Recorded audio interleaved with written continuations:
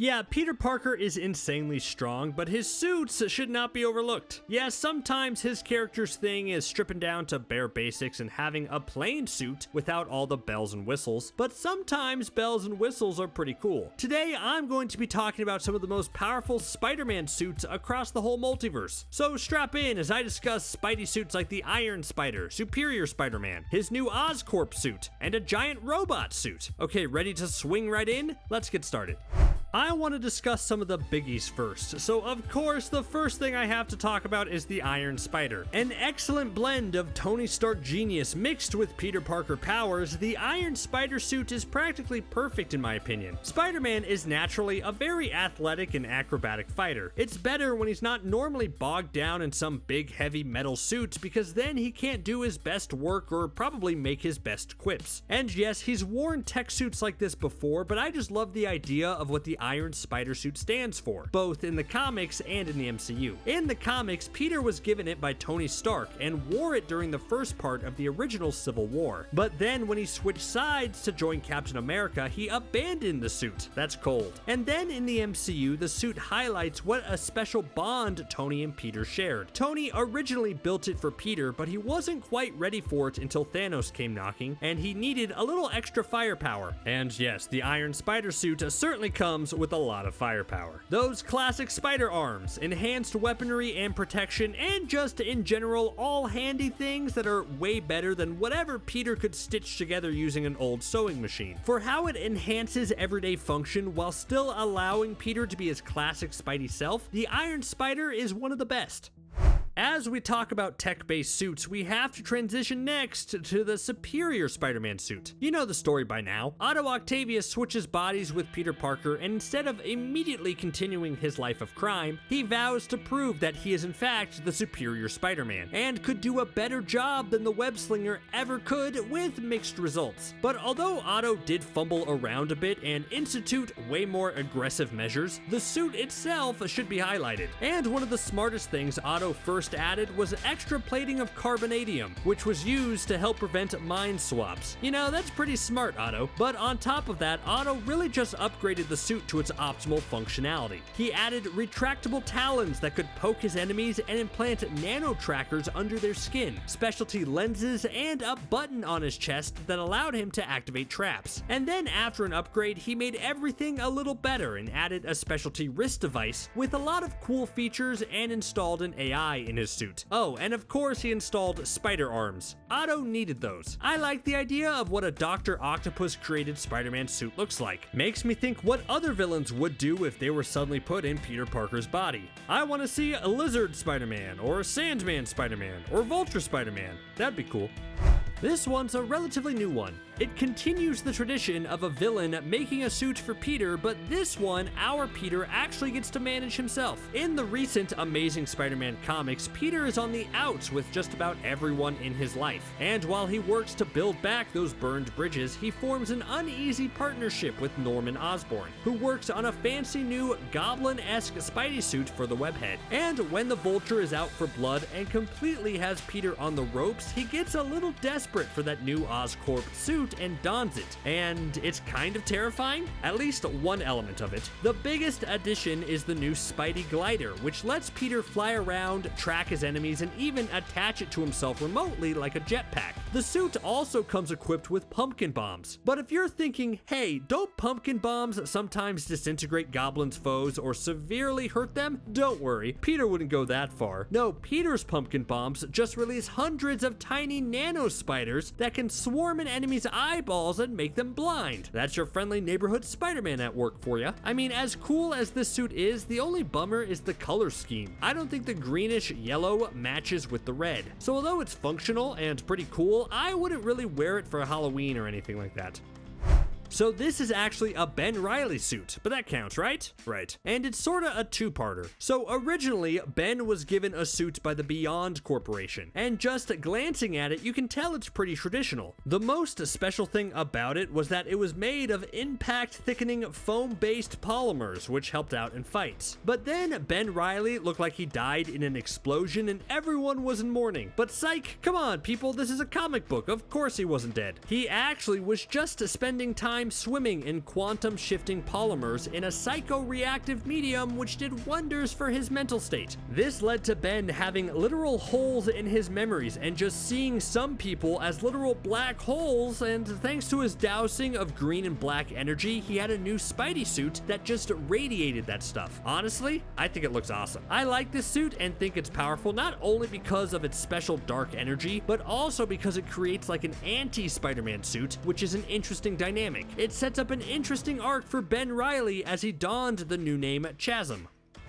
So the setup for this suit is a little wonky, but it makes sense given that Peter is often portrayed as someone struggling to pay his electricity bill. Former Daily Bugle journalist Nora Winters establishes a new tabloid called Threats and Menaces, and it sees J. Jonah Jameson as one of its staff. One thing leads to another, and the organization offers Spider-Man a pretty sizable paycheck if he wears a specialty Threats and Menaces suit that can live stream Spidey's activities in real time to viewers everywhere. Peter's hesitant until he sees the paycheck and decides to give it a try. Honestly, it's actually a cool looking suit. Sure, it has almost no trace of traditional Spider-Man color, but its white design and tech focus really stands out. So as mentioned, it has cameras on it that live stream Spidey's adventures, with viewers even able to comment in real time and submit their own jokes and quips for Spider-Man to say while he fights. But it's not all bad. The suit supposedly enhances his speed, his strength, his webbing, and even his Spidey sense. But I don't know. The suits could make me as strong as Thor, and I don't think it would be worth it if it meant J. Jonah Jameson constantly was screaming in my ear about what to do better in order to enhance ratings and views. Alright, let me jump back into the MCU and talk about the regular Spider-Man suits that Tony Stark first supplied to Peter Parker. How do we feel about this one? It was Spidey's first big introduction to the MCU, and Stark really pulled out all the stops. Although it does look a little too much like CGI for my taste, it doesn't matter because we get expressive eye lenses, which I think is pretty important in this age of superhero movie making. And you can't really deny all the great perks the suit came with. Its centerpiece logo is a drone that detaches and can fly around. It has GPS tracking. He can successfully change his web shooters to have a different variety of consistency and attacks. He has his old school comic web wings, which make him a bit more aerodynamic, and he has enhanced vision. Plus, it comes with a built-in AI to help him out. It also comes with an intimidation mode and a kill sequence, which makes you question if Tony realized he was building this for a 15-year-old kid. And I also feel like that's just scratching the surface. Stark suits can do anything, and I feel like there were a ton of features that Peter didn't try out. But in terms of power and what it meant to finally see Peter in the MCU, the suit was pretty darn cool. Yes, it started the arc of Iron Man Jr., but I think it's interesting how the MCU has charted a new course in terms of special suits thanks to No Way Home's ending. Man, back in the 90s, the introduction of Spider-Man 2099 seemed like such a distant and faraway future, but now it seems like we're slowly creeping up to it, which is a weird sensation. Anyways, obviously for this entry, I'm talking about Spider-Man 2099 in his awesome futuristic suits. Whenever a comic series does a futuristic suit, it really has to deliver the goods. Like, by now, most of our superheroes have had insane suit and gadget upgrades, so introducing a future suit, where supposedly the technology is far and away more advanced than what we have now, means they have to up their game. And I think the 2099 Miguel O'Hara suit is quite cool. It has that futuristic vibe without being too over the top. The biggest thing that the first version of the suit had going for it was that it was made from unstable molecules. And yeah, if I had the choice, I would not want to make something I put on my body to be made from unstable molecules. But it's the future. Anything goes there. And later on, the 2099 suit was able to be upgraded with increased durability, specialty sensors, dangerous explosives, boost jets, and web wings. All in all, it's a pretty powerful suit. Alright, the time has come. I have to discuss the black suit. It's one of Spidey's most famous alternate suits, and it led to the creation of one of Marvel's all-time famous characters in Venom, as well as led to the creation of two sort of fun but not super great movies, Venom and Venom, maybe a little bit of Carnage. Anyways, the black suit really impressed Peter at first. I mean, why wouldn't it? It was a new suit that allowed him to not have to deal with the hassle of switching out of street clothes all the time, was durable enough to never rip or tear, made Peter Peter overall stronger and faster and could produce its own webbing, which was a major time saver. It also robbed the writers of one of their most used tricks. Back in the day, and even now on occasion, they could always have Peter say, "Oh no, I'm out of web fluid," to really up the ante in terms of who he was fighting. But with the black suits, that was done away with completely for a bit. Of course, we all know the story. Peter started to become more aggressive, and he found the suit was controlling him while he was sleeping. It led to that fateful bell tower, and Eddie Brock was around, and the rest is history. But overall, it just goes to show that you should never, ever, by any means, take something you found in space home with you and wear it as a superhero suit, no matter whose lab you find it in. Speaking of symbiotes, let's talk about Miles Morales and Carnage. So Carnage and his particularly nasty self infected Miles with an offshoot of the symbiote, and it created a horrifying Carnage doppelganger with 6 arms and was able to cause a whole mess of symbiote-related destruction and, well, carnage. But on the flip side, at least Miles looked awesome during this. I love the look of Carnage paired with Miles Morales, and the suit itself became almost unstoppable. Eventually it became less chaotic as Miles got control of the suit, and it resulted in one of the most unexpectedly efficient pairings in Spider Comics. I don't think we'd ever see it in live action, but the Spider-Verse movies could introduce a Carnage symbiote to the mix if they can't use anything of Venom because of the live action movies. Might be an interesting way to mix things up in a future sequel. Alright, I already mentioned unstable molecules being the basis for Miguel O'Hara's costume, but would you be surprised to know that Peter also used them? Yep, while he was part of the new Fantastic Four and the Future Foundation, he got a nifty new upgrade with the Future Foundation uniform. And man, maybe I should take back what I said about unstable molecules because they seem pretty awesome. Way cooler than just regular stable molecules, let me tell ya. Peter's Future Foundation suit gave him enhanced durability, better resistance to pain and costume tearing, and the ability to alter his suit's appearance on a whim. A solid addition when fighting with a team like the Fantastic Four.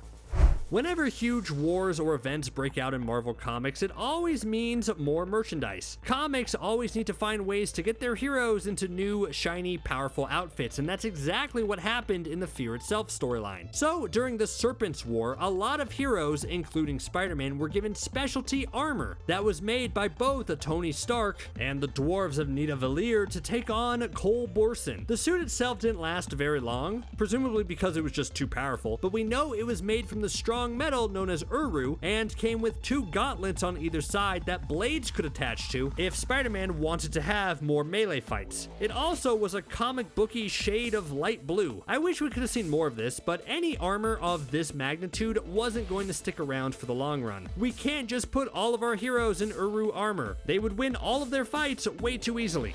Speaking of armor, let's take an entry and talk about some of the different times Spider-Man has enhanced the strength of his suit by focusing more on defense and heavy protection rather than the nimble tights he normally works with. One of his recent armor suits came in 2012, and it's probably his best looking one. It's incredibly strong and looks awesome, like a Spider-Man robot come to life. He's created a spider armor that he's used to help him after he lost his spidey sense, and probably his most visually striking is the time he made a spider armor suits to combat the new enforcers who were using high caliber firearms to cause chaos and destruction. All of this is to say that when the webhead wants protection against outside threats, he can certainly adapt to any environment.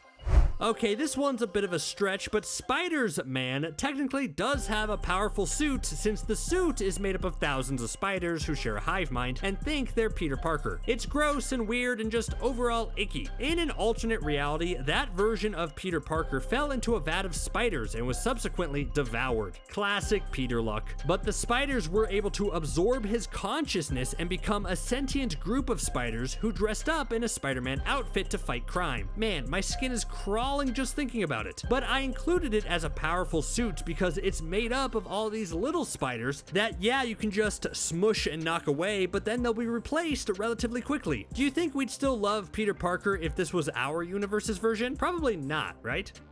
This is another tiny cheat because the suit isn't cosmic, but when Spider-Man absorbs the Unipower to become Captain Universe, his suit is transformed alongside Peter to create an almost all-powerful entity. It counts, but only a little bit. Cosmic Spider-Man is such a unique character. One of the defining characteristics of Spider-Man is that he's a friendly neighborhood Spider-Man, having some bad luck from time to time. So taking him out of that situation and putting him in the cosmos is always an interesting idea. I mean, it's almost not even that fair to list all these powers that the suit holds. The Cosmic Spider-Man can manipulate matter, is nearly invincible, and can easily travel through the universe using hyperspace travel if you were curious. Unlimited power in the palm of his hand.